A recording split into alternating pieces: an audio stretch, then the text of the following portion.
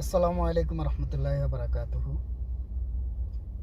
Saudi আরবে যারা food ডেলিভারির কাজে আসতেছেন বা আসতে চাইতেছেন, কাজ করতে চাইতেছেন, তারা মানে আগে যেই আইনটা ছিল, এখন আইনটা চেঞ্জ হয়ে গেছে। আইনটা চেঞ্জ হলো কি, আপনার আগে আপনি যেই ড্রাইভিং লাইসেন্সটা করতেন, ওই ড্রাইভিং লাইসেন্সের মধ্যে প্রাইভেট লেখা থাকতো, ঠিক আছে? ওইটাও কাজ হতো, ওইটা কাজ হতো। ওইটা দিয়ে আপনি কফালা উঠতে পারতেন, সব কিছু হতে পারতেন। কিন্তু বর্তমানে আপনার আইনটা চেঞ্জ হয়ে গেছে।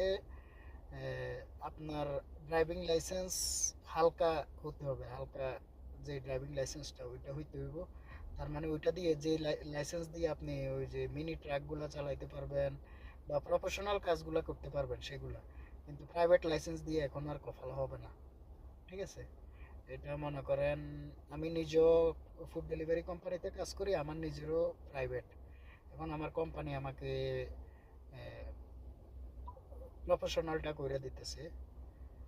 তো আপনারা যারা ফুড ডেলিভারিতে কাজ করবেন, তারা অবশ্যই অবশ্যই অবশ্যই যদি লাইসেন্স করেন, তাহলে হালকা লাইসেন্সটা করবেন। তাহলে আপনারা ফুড ডেলিভারিতে কাজ করতে পারবেন, না হয় কাজ করতে পারবেন না, এটা 100% শিওর। আর যারা প্রাইভেট লাইসেন্স আছে, তাদের পুরানো যেই আইডিগুলো ওপেন করা হয়েছে, ওই আইডিগুলা ব্যান করে দেওয়া হইতেছে, আস্তে আস্তে ব্যান করে দিব। এই কিছুদিনের মধ্যে ব্যান করে দিব। সো মনে করেন, আশা করি আপনারা বুঝতে পারছেন। আর ইনফরমেশনটা মনে করেন